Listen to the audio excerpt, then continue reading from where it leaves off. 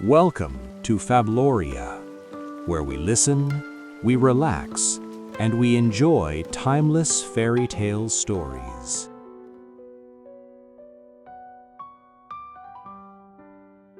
Long ago, in a faraway realm that spanned vast lands and countless cities, there ruled a ruthless king named Malrik. He was a man consumed by greed and vanity, and he possessed a harem of over 100 wives. His conquests were legendary. Each kingdom he conquered added more wealth, more lands, and more women to his empire. Any woman who refused him faced cruel punishment, often along with her family. King Malrik had no sons, though he had hundreds of daughters. Among them, one shone brighter than the rest, Princess Celia. She was ethereal in beauty, with a delicate crescent-shaped mark on her neck, like a silver moon resting against her pale skin. Wherever she walked through the bustling streets of her father's kingdom, merchants and townsfolk alike would pause in awe, whispering about the girl with the luminous grace that seemed almost otherworldly. Celia's mother, Queen Nadira, had been one of the king's wives during his conquest of the eastern provinces. Though the king often wandered through his territories unaware of which of his children were present, Celia had grown up quietly, far from his attention. But now, the absence of a male heir troubled the king deeply. Desperate for a successor, he summoned his most cunning advisor, Lord Kaelin, a man who knew the secrets of every corner of the kingdom. "My king," said Kaelin, bowing low, "there is a sorceress in the southern mountains, dwelling in a cave where few dare tread. She possesses magic that can reveal the one maiden destined to bear a son. Seek her, and your legacy will be secured." Without hesitation, Malrik mounted his fastest stallion and rode for 2 days through jagged cliffs and barren deserts until he reached the sorceress's hidden cave.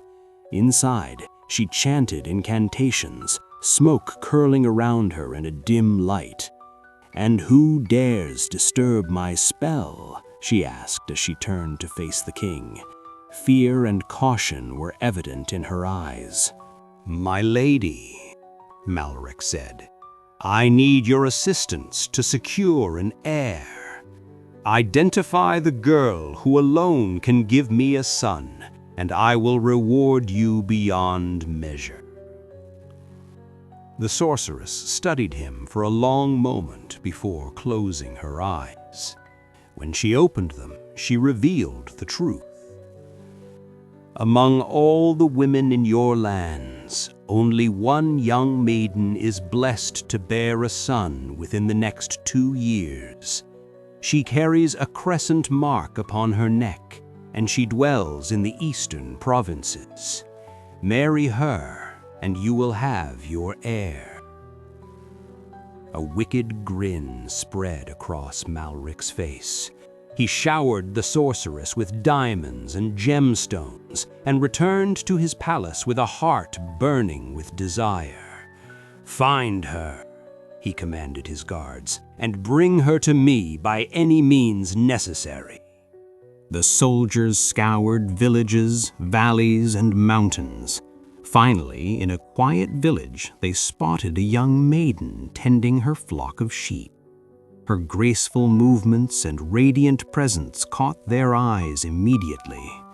One soldier noticed the crescent mark on her neck and shouted, "There! She is the one!" Before Celia could react, the soldiers seized her and began marching her toward the palace. She struggled and screamed, "Release me! Where are you taking me?"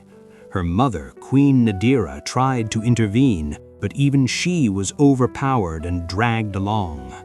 Malrik had been away from his queen for over 15 years, so long that he had forgotten she existed. When he saw Celia, he was struck dumb. Never had he laid eyes on such a breathtaking girl.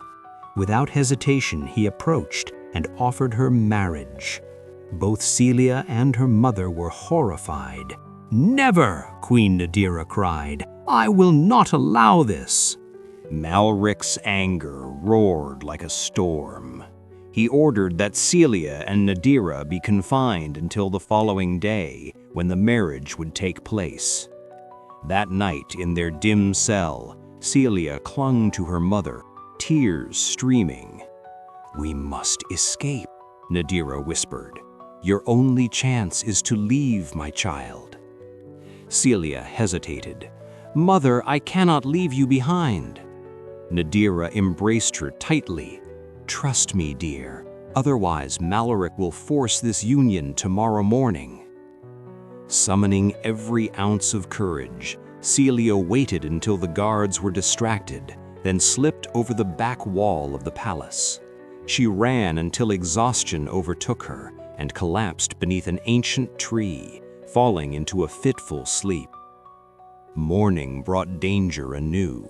Soldiers combed the village, searching for the princess. Celia, awakened by their presence, fled into the gardens, her heart hammering. She prayed aloud, "What can a princess do when her own father seeks to claim her, and soldiers hunt her relentlessly?"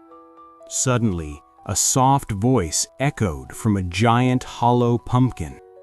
Celia, bewildered, peeked inside and saw a large cavity. Without hesitation, she slipped into the pumpkin, hiding until the soldiers passed. Once the coast was clear, she emerged and pressed onward into the forest. Dense foliage and the sound of approaching horses terrified her. Desperate, she found a hollow tree and hid within its trunk. Later, she leapt into the forest's thickest thicket, where the soldiers assumed she could not survive. Defeated, they returned to the palace. Celia, weary and trembling, finally found herself surrounded by a strange gathering. Creatures dressed in leaves, animals with wise eyes, and humans with hair adorned in forest flowers. They stared at her in awe. A wolf stepped forward, bowing its head in respect. Soon a magnificent carriage appeared, pulled not by horses, but by 7 lions, and in it sat a young king named Irvin. He dismounted gracefully and approached Celia. The forest folk explained, "Your Majesty, we found this maiden in our forest. We fear she might be a spy." King Irvin, known for his kindness but also a fierce sense of justice, studied her carefully. Silence fell. Celia, overwhelmed by fear, confessed everything: the cruel king, her mother's plight, and her desperate flight. Irvin smiled gently, saying nothing of punishment, a gesture that left everyone astonished. Time passed, and Celia grew close to the forest dwellers. They adored her gentle nature, and even King Irvin found himself drawn to her. During a festival celebrating the forest's bounty, Irvin approached Celia and proposed marriage. Though grief still lingered in her heart for her mother, she accepted, finding comfort in Irvin's genuine care. The forest erupted in celebration. Animals danced, birds sang, and the humans rejoiced.